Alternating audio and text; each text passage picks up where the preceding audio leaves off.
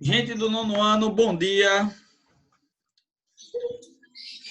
Bom dia a todos. Galerinha, Bom dia, professor. Bom dia. estamos aqui para mais uma aula virtual de física, tá certo? Vou pedir para que parem um pouquinho aí com o bate-papo para prestar atenção na nossa aula, tá certo? Trago aqui para vocês uma aula sobre as leis de Newton. Na verdade, essa aula vai falar apenas de duas leis, apesar de a gente saber que temos 3 leis de Newton. A primeira, a segunda e a terceira lei de Newton. Porém, gente, nessa aula eu vou falar apenas da primeira e da terceira leis de Newton, tá bom? Que são as leis que não envolvem cálculo. A que envolve cálculo é a segunda lei de Newton. Eu vou deixar para dar a segunda lei de Newton numa aula separadamente, porque aí vocês entendem melhor os cálculos. A parte teórica dá para a gente ver as duas juntas sem problema, a primeira e terceira lei. Agora, a segunda lei, como vai envolver fórmula, então eu deixei separado para que vocês não fiquem com a cabeça cheia de informações, tá bom? Combinado? Então vamos começar aqui, gente. Primeira coisa que eu tenho para falar com vocês é a respeito de Isaac Newton, né? Isaac Newton, um grande físico, astrônomo, matemático, que, muito inteligente para a sua época, desenvolveu algumas leis para a física que nós usamos até hoje, né? E vamos tratar dela hoje, ou pelo menos de algumas. Tá? Então vamos lá. Ó. Aqui eu começo com vocês essa aula fazendo algumas perguntas, como por exemplo, o que faz um corpo cair em direção à Terra? Alguém poderia dizer o que faz um corpo cair em direção à Terra, gente? A gravidade. A gravidade, muito bem. A gravidade é que faz o corpo ir para o centro da Terra, né? Se não existisse a gravidade, galerinha, a gente ficaria flutuando, né? No nosso planeta. Mas como existe a gravidade, a gente consegue pisar no solo. Alguém sabe quanto vale aproximadamente a gravidade aqui no nosso planeta, no nível do mar, digamos assim? Não. A gravidade, gente, ela é aproximadamente 10 metros por segundo ao quadrado, tá certo? Para ser mais exato, 9,8. Mas para a gente não ter que estar trabalhando com o número decimal, a gente faz esse arredondamento para 10, tá bom? Aí, ó, por que os objetos começam a se mover? Alguém saberia responder essa pergunta? Atração? Oi? Como? Por que os objetos começam a se mover? Por causa do atrito. Não. Será que tem a ver com força? A gente tem que aplicar alguma força no corpo para ele poder ganhar velocidade de se mover? Seria isso? Ô professor, na minha antiga escola, o professor falou de uma força chamada não nula. Seria essa? Não, veja só. Força não nula é uma força diferente de zero, né? A força nula, as forças que se anulam são a força peso e a força normal, quando o corpo está em repouso, está em inércia. Vamos falar disso daqui a pouco, tá bom? Agora, o que faz com que um corpo deixe de exercer um movimento? Quando ele está sem peso e sem nada. A ausência de uma força, né? Se não está tendo nenhuma força nesse objeto, com certeza ele vai estar em repouso, tá bom? E o que faz com que um objeto em movimento altere sua velocidade? A velocidade e a força. Não. O que faz com que o objeto em movimento altere sua velocidade seria a aceleração. Vou dar um exemplo para você. Você está indo para Caruaru. Aí o carro está a 50 km por hora.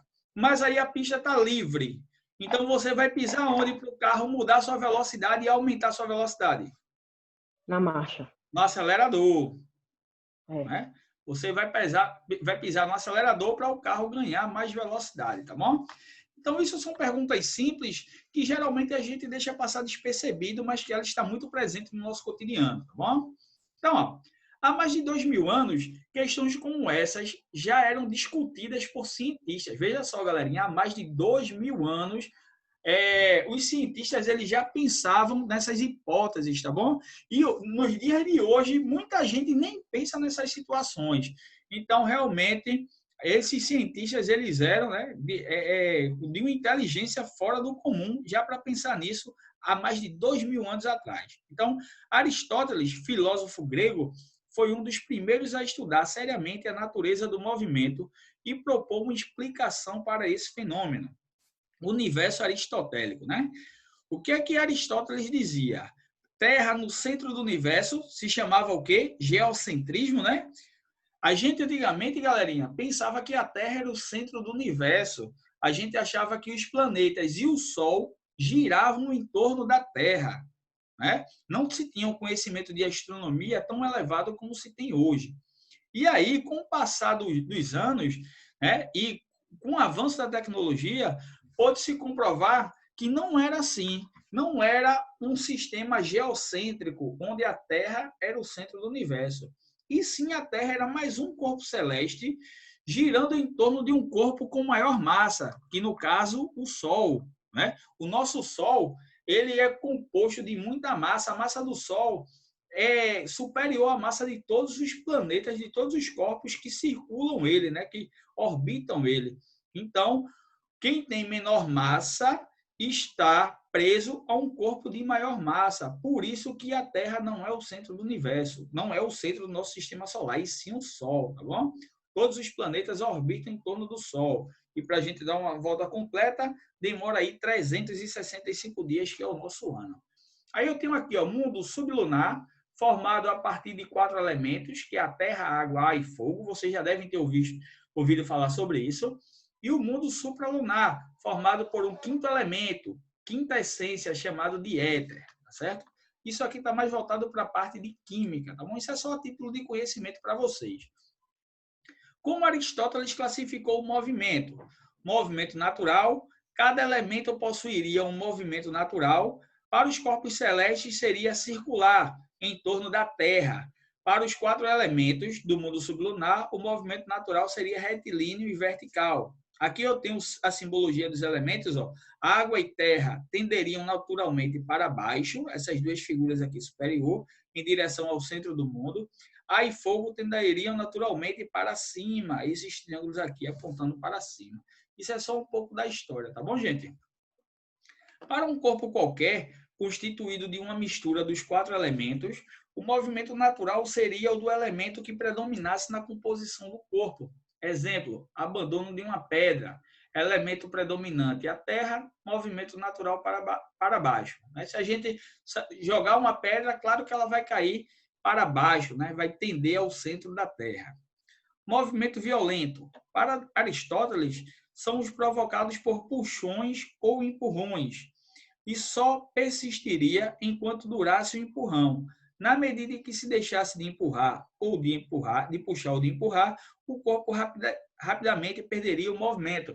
Isso aqui sim tem a ver com atrito, né? Se a gente empurrar qualquer coisa, essa coisa que a gente empurrar, pode ser uma caixa, pode ser uma pedra, pode ser uma bola, vai ter uma hora que ela vai perder sua velocidade por conta do atrito e vai parar, tá certo? Alguma dúvida até aqui, gente? Não.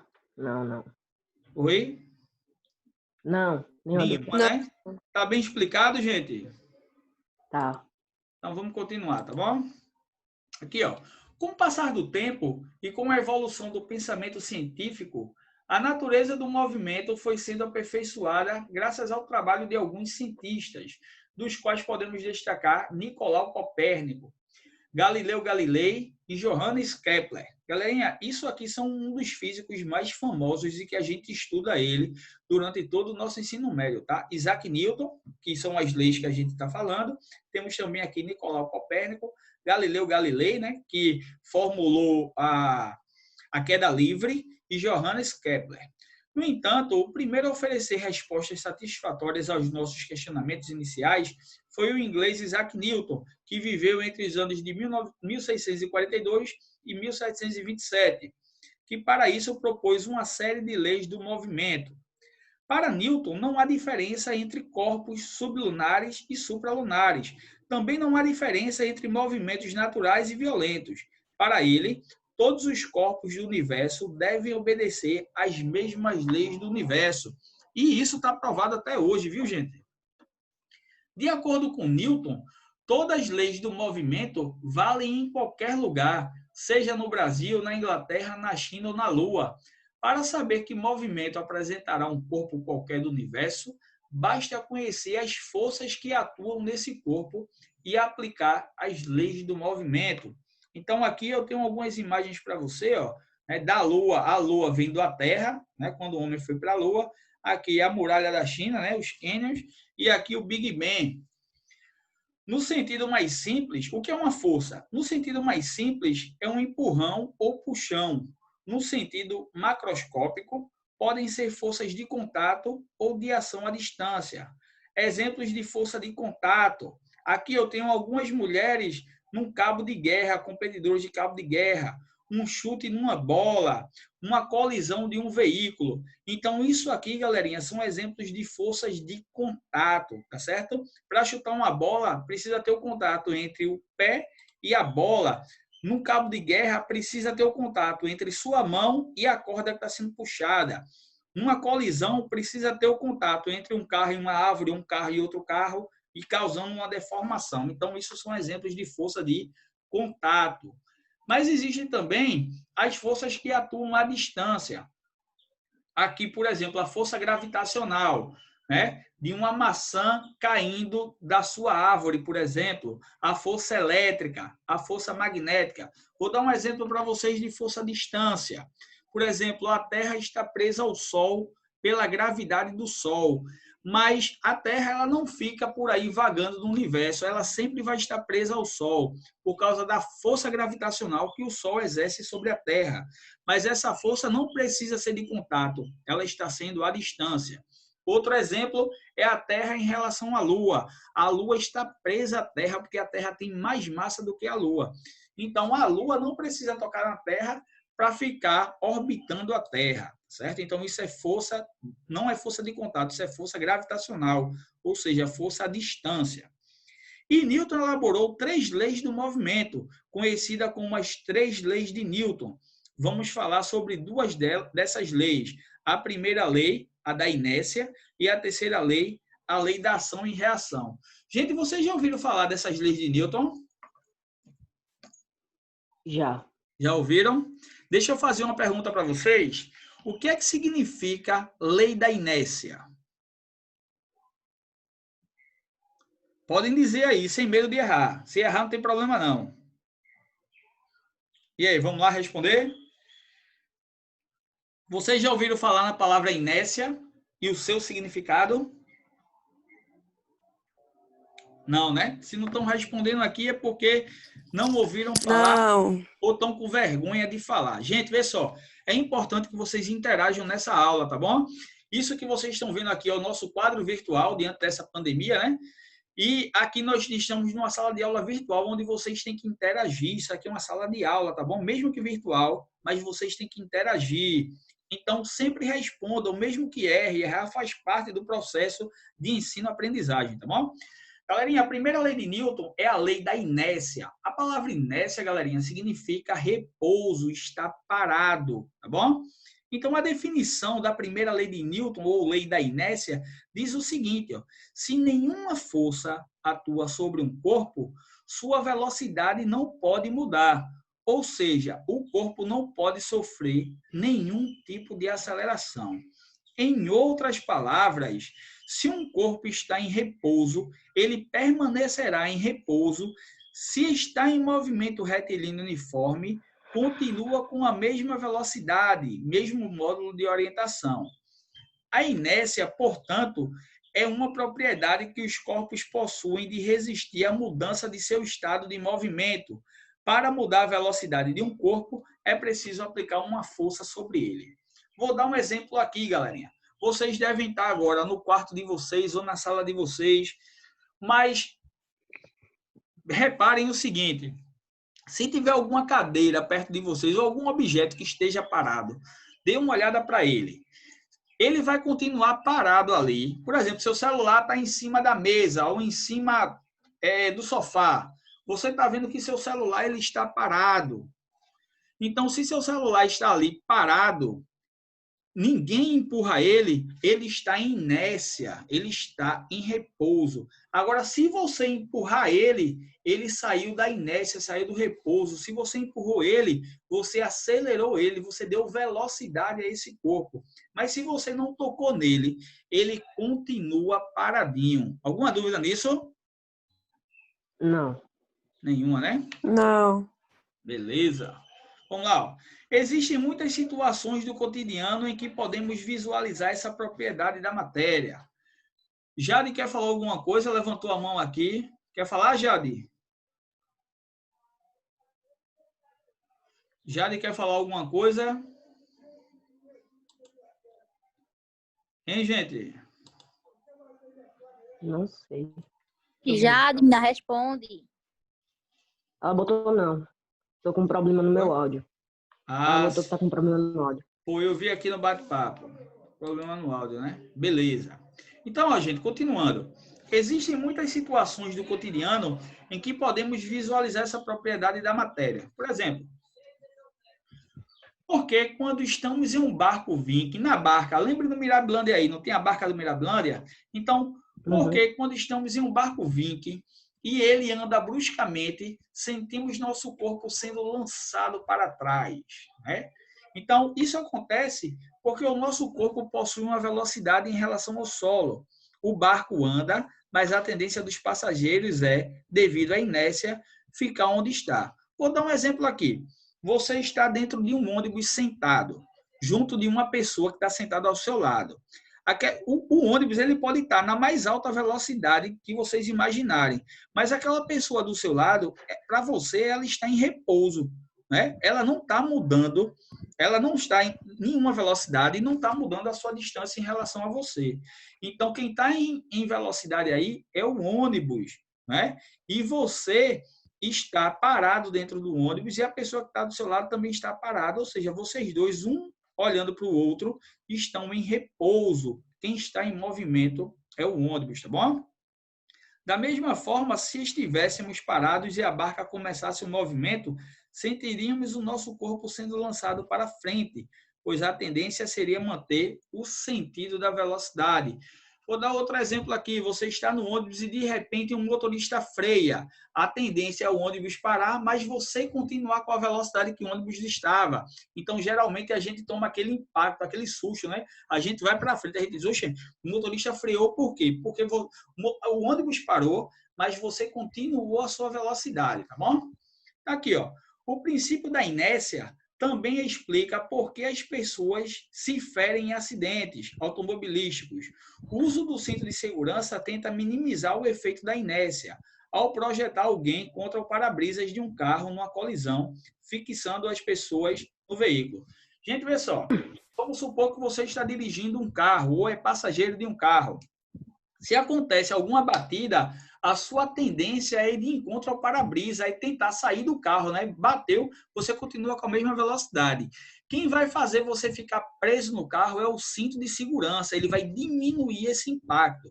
Mas se você não tivesse o cinto de segurança, a sua tendência era continuar na mesma velocidade que o carro estava. O carro parou, mas você continuaria essa velocidade. O cinto de segurança faz com que você não continue com essa velocidade e fique preso, minimizando os impactos.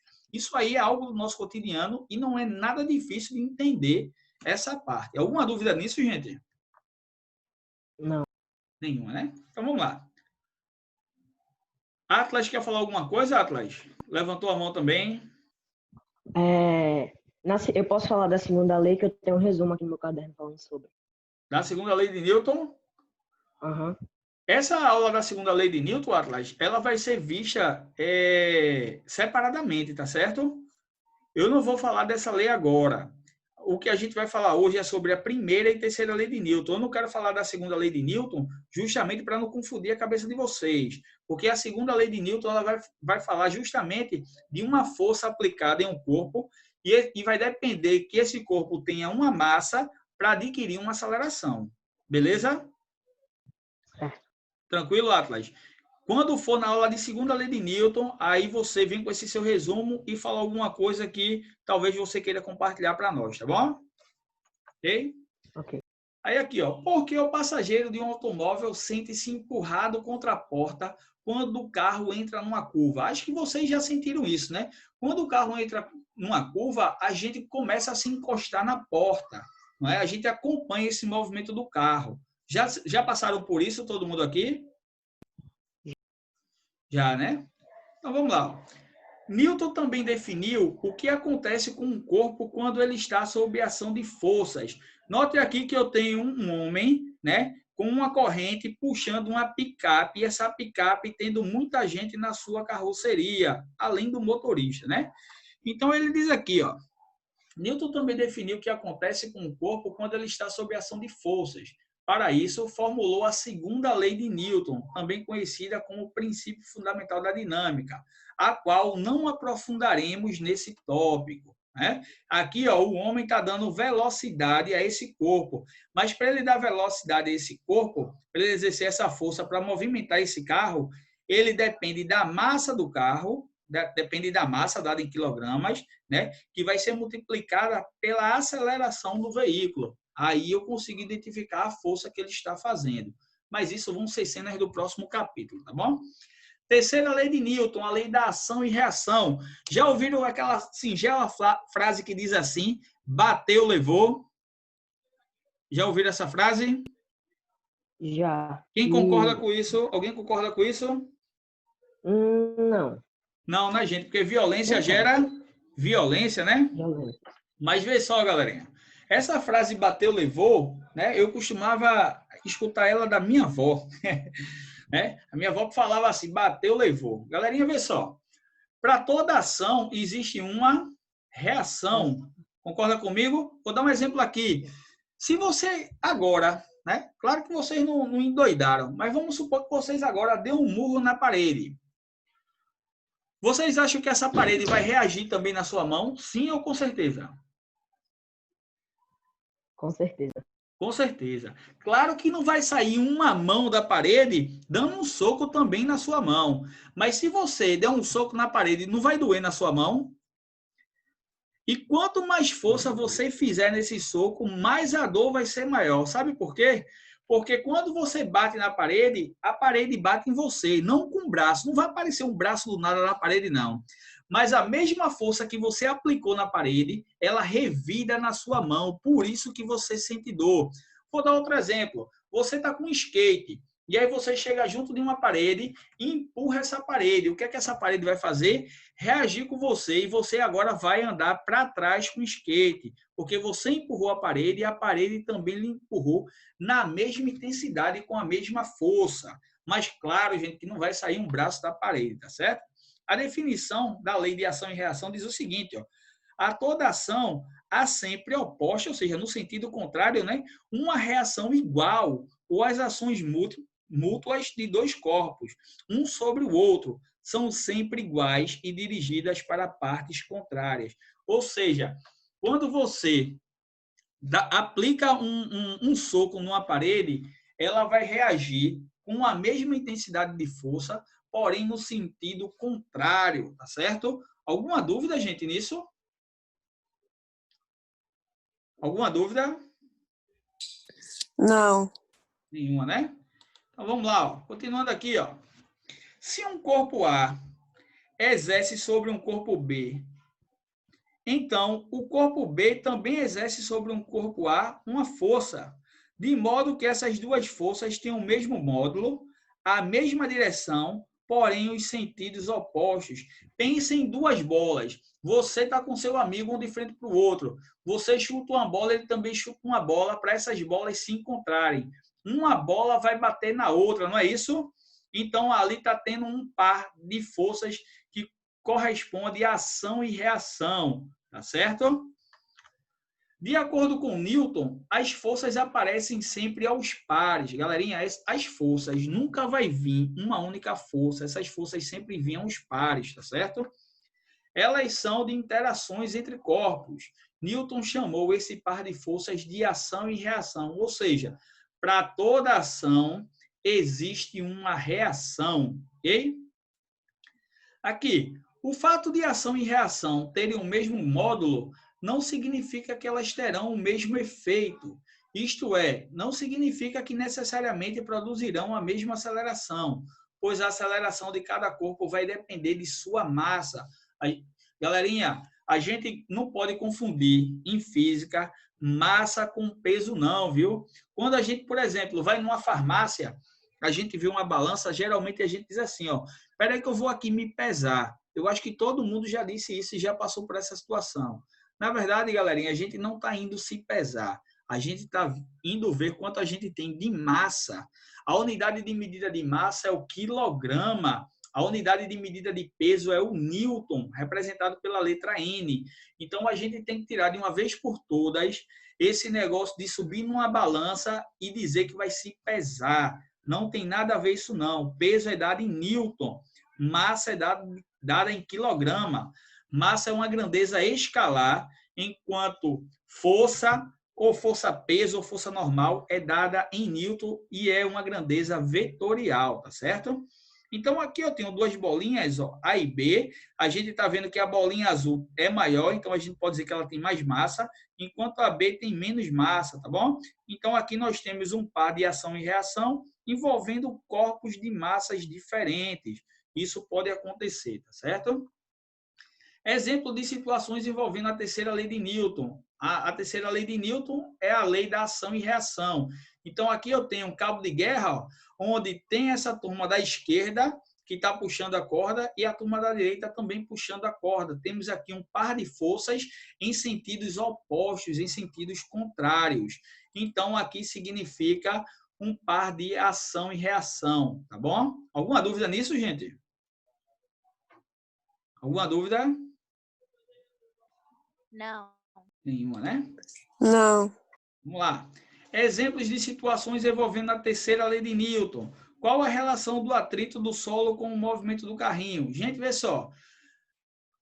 Falaram aqui no começo da aula a respeito de atrito. Gente, o atrito ele é muito importante para a gente, tá bom? Eu vou dar um exemplo para vocês. Se não existisse atrito, o carro, quando ele acelerasse, ele ficaria com a roda girando e não saía do lugar, né? O carro ele sai do lugar e ganha movimento por causa do atrito, tá bom? Se não existisse atrito, o carro não conseguiria se mover. A mesma coisa a gente. Quando a gente anda, a gente empurra o chão para trás. Então, se não existisse o atrito, a gente ficaria patinando no chão, derrapando só e não conseguiria sair do canto. Um exemplo disso é quando a gente está no shopping e o piso está molhado ou o piso está bem encerado. A gente tenta andar às vezes e fica escorregando, porque aquela superfície é muito lisa. Então, a gente quase não consegue sair do lugar. Um exemplo disso é se a gente andasse numa pista de gelo. A gente ficaria deslizando, porque o atrito é bem pequeno. Agora, numa superfície de terra, por exemplo, a gente consegue andar com mais facilidade, porque ali existe um maior atrito. A gente, com o chão, gente, também forma um par de ação e reação, tá bom? Então, isso também tem a ver com a terceira lei de Newton. E aqui, exemplo de situações envolvendo a terceira lei de Newton. Por exemplo, para tirar um foguete do solo. De acordo com a terceira lei de Newton, tenta explicar como os foguetes são lançados. Galerinha, os foguetes são lançados porque eles aqui têm bastante combustível, né, que é chamado de propulsão. Então, esse foguete, ele coloca o combustível para baixo e esse combustível lança o foguete para cima. Então, está tendo aqui um par de forças em sentidos opostos. O foguete lançando combustível para baixo, enquanto isso o combustível lança o foguete para cima, né? Então, isso aqui também está tendo interação de par de forças, ou seja, constitui ação e reação, tá bom? Aqui eu tenho alguns modelos de ação e reação, a parte de ação no meu lado esquerdo e a parte de reação no meu lado direito, né? O pneu empurra a estrada empurra o pneu, o foguete empurra o gás e o gás empurra o foguete. O homem puxa a mola puxa o homem. A terra puxa a bola e a bola puxa a terra. Temos aqui pares de forças. As forças, gente, sempre vinham aos pares, tá bom? E aqui eu tenho alguns exercícios para vocês resolverem em casa, tá bom? Eu tenho primeiro, segundo, terceiro, quarto e quinto quesitos para vocês fazerem. E na próxima aula, a gente vai debater essas questões aqui com vocês, tá bom? Alguma dúvida, gente, na aula de hoje? Não. Não, né? Eu vou passar essa aula aqui, eu vou passar o link dessa reunião aqui, dessa nossa aula, para a dona Fátima, e essa aula, eu acredito que hoje ainda já vai estar no YouTube, tá certo? E vou passar também o slide dessa aula para ela compartilhar com vocês, para vocês poderem fazer essa atividade, tá bom? Alguma dúvida, gente? Não. Nenhuma, né? Gente, vê só. Eu tenho aqui só 10 alunos na nossa sala de aula virtual.